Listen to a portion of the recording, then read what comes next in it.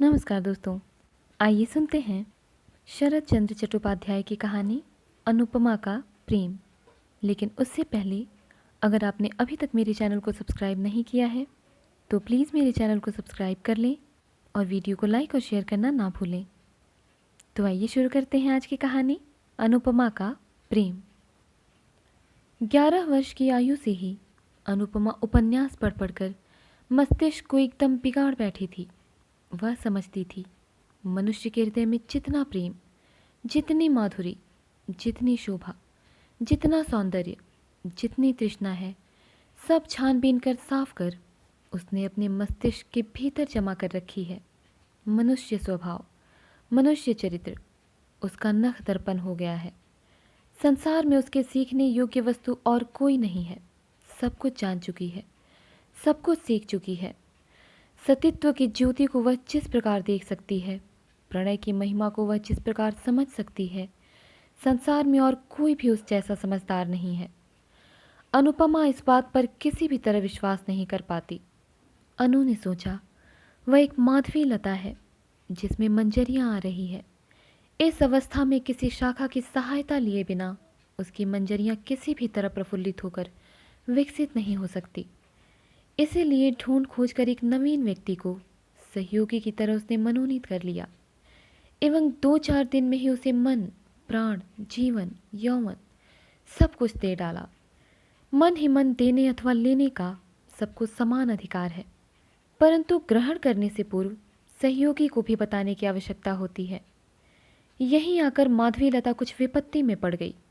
नवीन निरोधकांत को वह किस तरह जताए कि वह उसकी माधवी लता है जो विकसित होने के लिए खड़ी हुई है। उसे आश्रय न देने पर इसी समय मंजरियों की पुष्पों के साथ वह पृथ्वी पर लौटती पोटती प्राण त्याग देगी। परंतु सहयोगी उसे ना जान सका। ना जानने पर भी अनुपमा का प्रेम उत्तरोत्तर वृद्धि पाने लगा। अमृत में विष, सुख में दुख, प्रणय में विच्छेद चिर प्रसिद्ध है। 2-4 दिन में ही अनुपमा विरह व्यथा से जर्जर शरीर होकर मन ही मन बोली, स्वामी, तुम मुझे ग्रहण करो या ना करो, बदले में प्यार दो या ना दो, मैं तुम्हारी चीर दासी हूँ। प्राण चले जाएं, यह स्वीकार है, परंतु तुम्हें किसी प्रकार ना छोड़ूंगी। इस जन्म में ना पा सकूं तो अगले जन्म में अवश्य आऊंगी। तब देखोगे सती साध्वी की क्षुब्ध भुजाओं में कितना बल है। अनुपमा बड़े आदमी की लड़की है। घर से संलग्न बगीचा भी है, मनोरम सरोवर भी है। वहाँ चांद भी उठता है, कमल भी खिलते हैं, कोयल भी गीत गाती है, भौरे भी गुंजारते हैं। यहाँ पर वह घूमती फिरती विरह व्यथा का अनुभव करने लगी।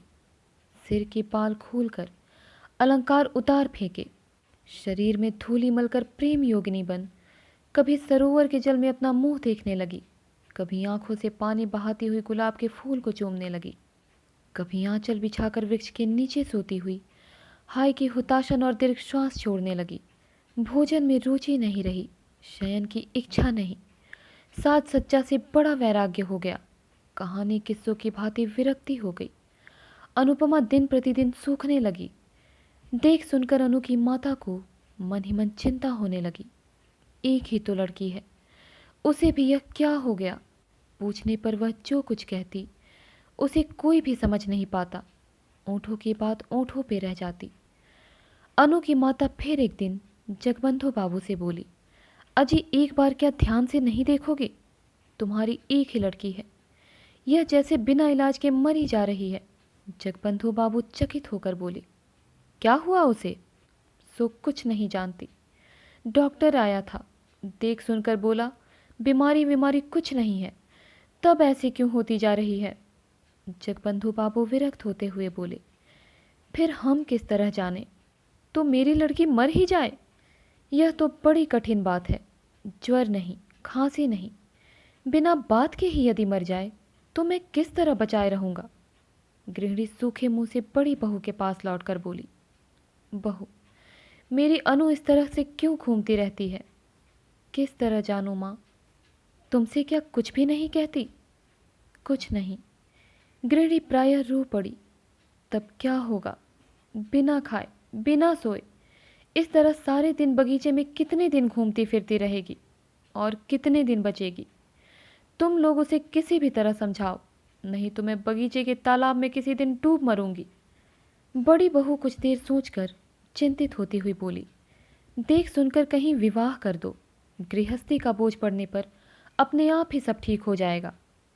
ठीक बात है, तो आज ही यह बात मैं पति को बताऊंगी। पति यह बात सुनकर थोड़ा हंसते हुए बोले, कल ही काल है, कर दो, ब्याह करके ही देखो, यदि ठीक हो जाए। दूसरे दिन घटक आया। अनुपमा बड़े आदमियों की लड़की है, उस पर सुंदरी भी है। वर के लिए चिंता नहीं करनी पड़ी।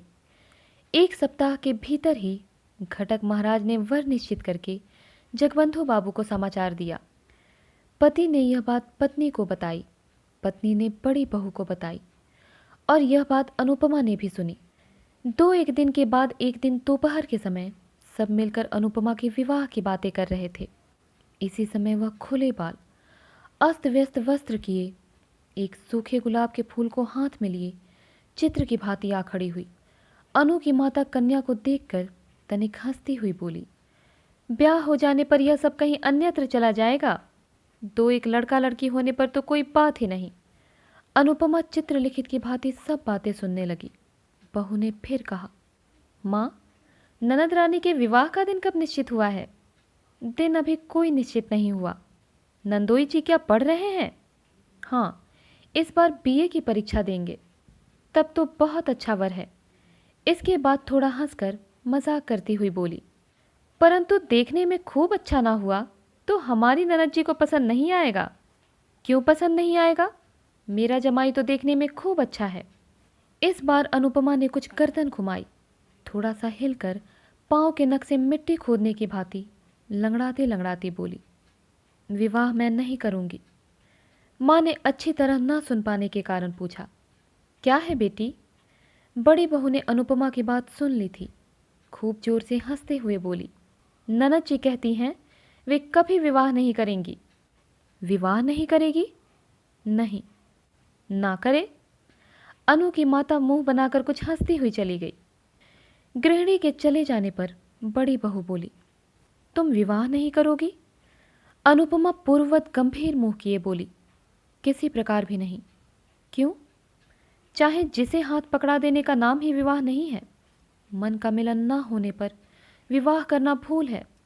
बड़ी बहू चकित होकर अनुपमा के मुंह की ओर देखती हुई बोली, हाथ पकड़ा देना क्या बात होती है?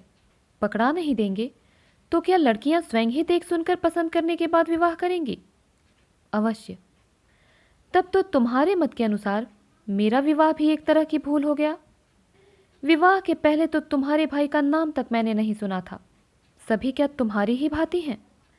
बहू एक बार फिर हंसकर बोली, तब क्या तुम्हारे मन का कोई आदमी मिल गया है? अनुपमा बड़ी बहू के हाथ से विद्रूप से चिढ़कर अपने मुंह को चौगुना गंभीर करती हुई बोली, भाभी मजाक क्यों कर रही हो? यह क्या मजाक का समय है? क्यों, क्या हो गया? क्या हो गया? तो सुनो। अनुपमा को लगा उसके सामने ही उसके पति का वध किया जा रहा है। अचानक कतलू खा के किले में वध के मंच के सामने खड़े हुए विमला और वीरेंद्र सिंह का दृश्य उसके मन में जाग उठा।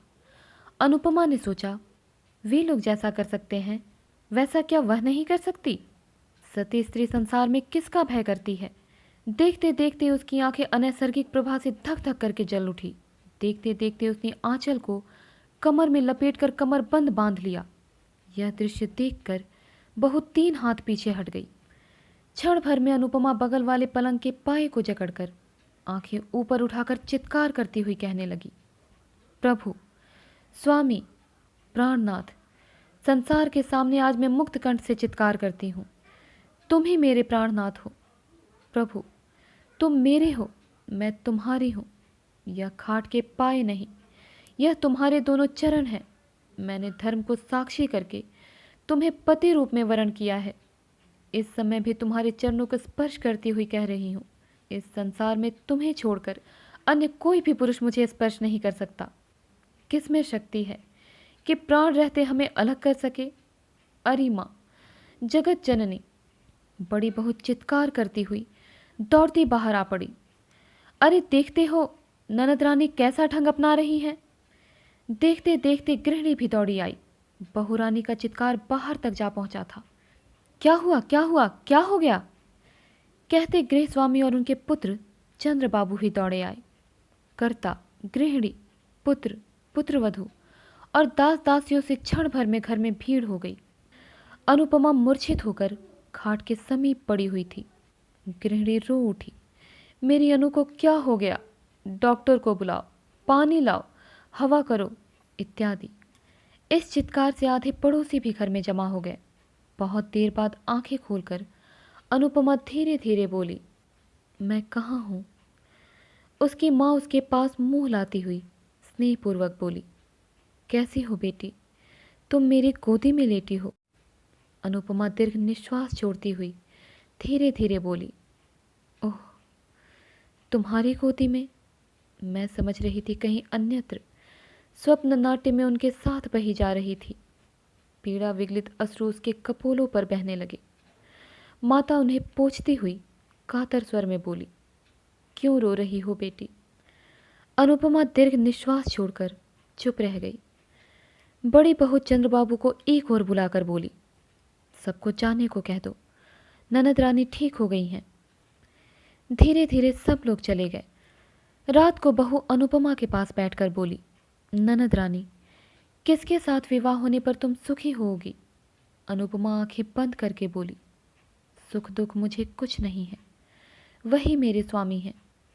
सो तो मैं समझती हूँ, परंतु वे हैं कौन? सुरेश, मेरे सुरेश। सुरेश? राखाल मजुमदार के लड़के? हाँ, वे ही। रात में ही गृहिणी ने यह बात सुनी। दूसरे दिन सवेरे ही मजुमदार के घर जा उपस्थित हुई। बहुत सी बातों के बाद सुरेश की माता से बोली, अपने लड़के के साथ मेरी लड़की का विवाह कर लो। सुरेश की माता हंसती हुई बोली, बुरा क्या है? बुरे भले की बात नहीं, विवाह करना ही होगा। तो सुरेश से एक बार पूछाऊं, वह घर में ही है। उसकी सम्मति होने पर पति को कोई असहमति नहीं होगी। सुरेश उस समय घर में ही रहकर बीए की परीक्षा की तैयारी कर रहा था। एक क्षण उसके लिए 1 वर्ष के समान था। उसकी माँ ने विवाह की बात कही, मगर उसके कान में नहीं पड़ी। गृहिणी ने फिर कहा, सुरो, तुझे विवाह करना होगा। सुरेश मुंह उठाकर बोला, वह तो होगा ही, परंतु अभी क्यों? पढ़ने के समय यह बातें अच्छी नहीं लगती। गृहिणी अप्रतिभ होकर बोली, नहीं नहीं, पढ़ने के समय क्यों? परीक्षा समाप्त हो जाने पर विवाह होगा। कहाँ? इसी गांव में, जगबंधु बाबू के लड़की के साथ। क्या? चंद्र की बहन के साथ, जिसे मैं बच्ची कहकर पुकारता हूँ? बच्ची कहकर क्यों पुकारेगा? उसका नाम अनुपमा है। सुरेश थोड़ा हंसकर बोला, हाँ अनुपमा। दूर वह तो बड़ी कुत्सित है। कुत्सित कैसे हो जाएगी? वह देखने में तो अच्छी है, भले ही देखने में अच्छी। एक ही जगह ससुराल और पिता का घर होना मुझे अच्छा नहीं लगता। क्यों? उसमें और क्या दोष है? दोष की बात का कोई मतलब नहीं। तुम इस समय जाओ माँ, मैं थोड़ा पढ़ लूँ। इस समय कुछ भी नहीं होगा। सुरेश की माता लौट कर बोली, सुरो तो एक ही गांव में किसी प्रकार भी विवाह नहीं करना चाहता। क्यों? सो तो नहीं जानती।